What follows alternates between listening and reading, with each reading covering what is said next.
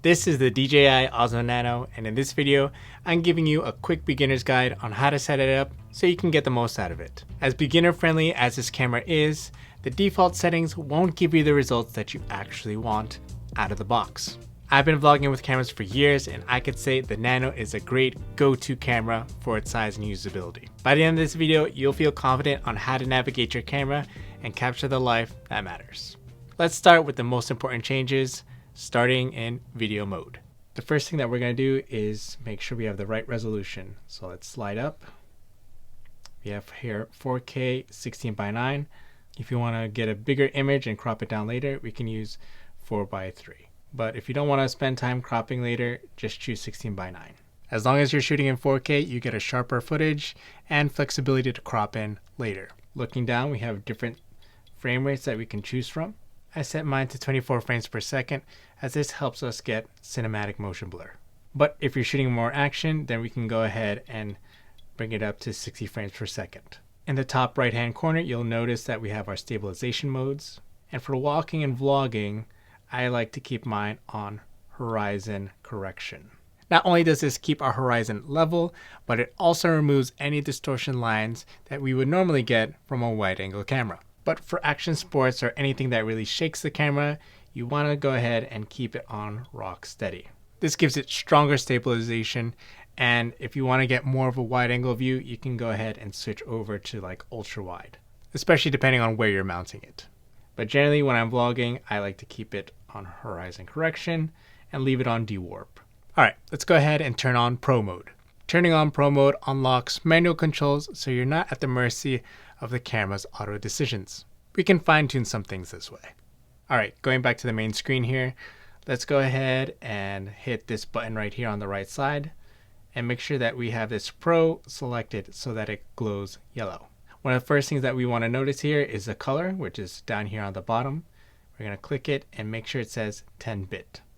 If you feel comfortable, you can change it to D-Log M, but for most beginners, we're going to go ahead and select 10-bit. This makes sure that we get a lot more colors than 8-bit. Alright, let's go back up to the exposure here, and you'll see that we have exposure values on the left and ISO on the right. Typically, I like to keep my exposure value here at 0.0. You can switch to manual mode over here on the right hand side, but I typically like to keep it on auto when I'm just vlogging myself casually. Normally I would keep my exposure value on 0.0, but on a bright day I might bring it down to -1, or if on a dark situation I'll bring it to +1. In terms of ISO, I set to 100 to 6400. This ensures proper exposure without adding too much noise to our footage.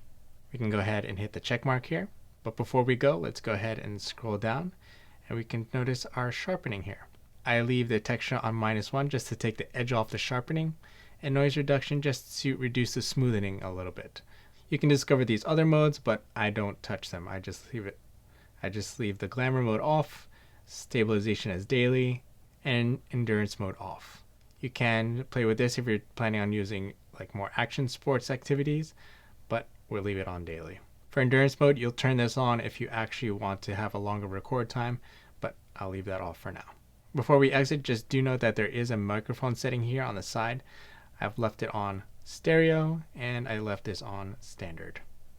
Alright, let's go ahead back to the main screen and dive into our button customizations by sliding down and choosing the second icon on the top row. Let's go ahead and start with camera. So let's start with single press. I like to keep mine on video. When the camera is off and we use a single press on the camera, it'll automatically shoot video. When we go back, we can scroll down to hit double press and choose what we want that action to be. We have photo, video, super night, slow motion, and that's what I chose, slow motion. If you want to be able to switch back and forth between photo and video, photo would be the way to go. But for me, since I mostly use this as a video camera, I'm going to choose slow motion. Alright, now let's hit back again. Let's go to the vision dock. In the vision dock, we also have a double press mode, and I left it on switch between modes. And then we'll go back.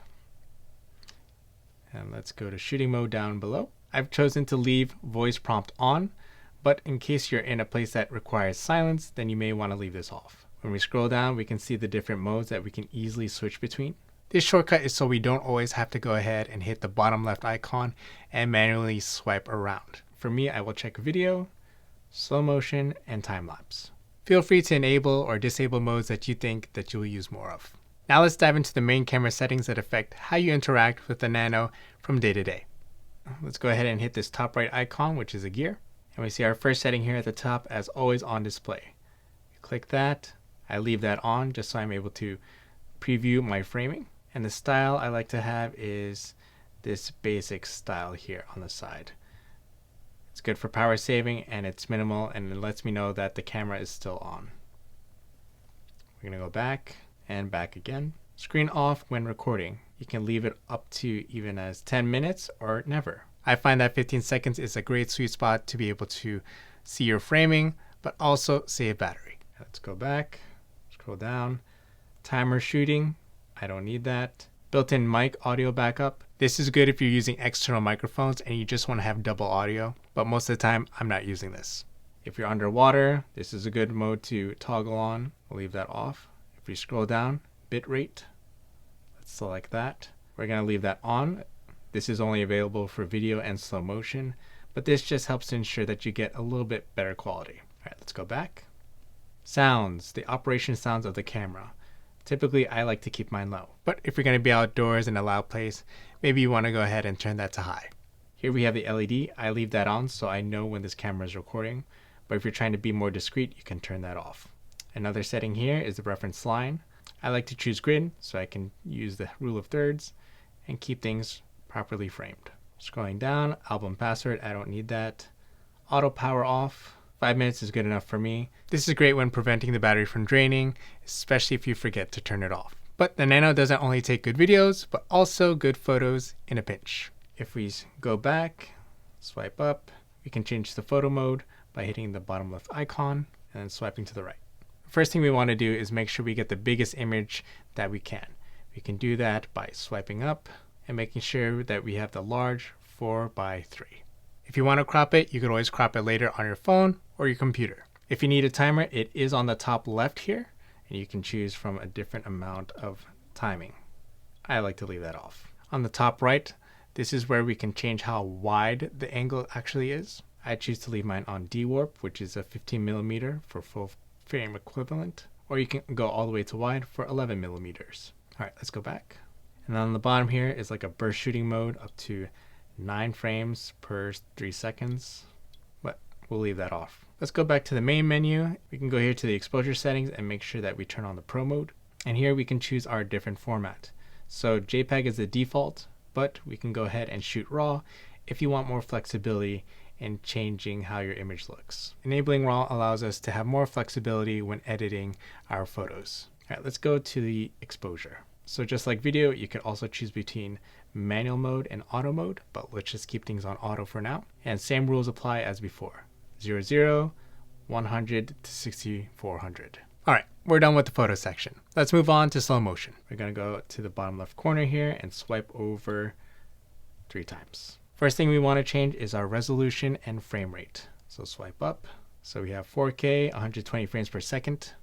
Again, this will cause us not to have any sound when we shoot in this mode, but it will get us some nice sharp slow motion imagery.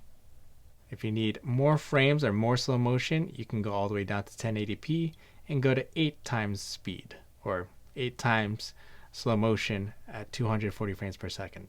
It's going to be a lower quality than 4K, but it'll be super slow. All right, we'll just leave this on 4K. Again, you can change your focal length here on the top right. I like to keep mine on D-warp. Going back.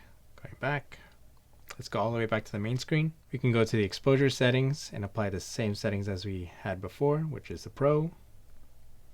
-1 noise reduction, -1 texture. Okay. Color is normal 10-bit. Auto exposure is 00, 100 to 6400. And auto white balance. All right, now that we're done with that, we can capture more unique stuff and add variety to our shots when we go into the time-lapse mode. So just like the other modes, let's go ahead and hit the bottom left icon and swipe over to the right. There we are.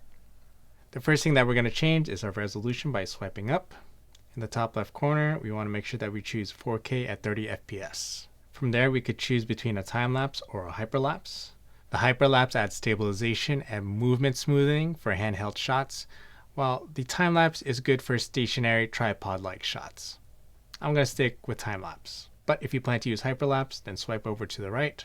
Make sure it's 4K 30, but feel free to experiment to your liking. And over here, we can choose our focal length on the top right corner. I'm going to choose horizon correction and dewarp standard. All right, go back. All right, go back. All right, I'm going to choose time lapse here. I'm going to swipe up to choose different parameters. I'm going to choose 6 seconds for 20 minutes, and that will give us a video duration of 6 seconds. This way we can cover a long enough time span without going overboard. All right, let's go back. Go with our focal length here.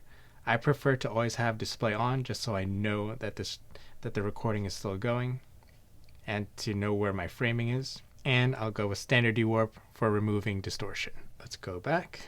Let's go with our exposure settings. Make sure that we have Pro Mode on. I like to have a video format versus a photo, but having photo will definitely give you a bigger image. If you want to do video in RAW, you can further edit your time lapse to get a flexible color and overall look. But for speed, I just choose video. For exposure, I'll leave it on auto, 00, 100 to 6400, and then auto white balance.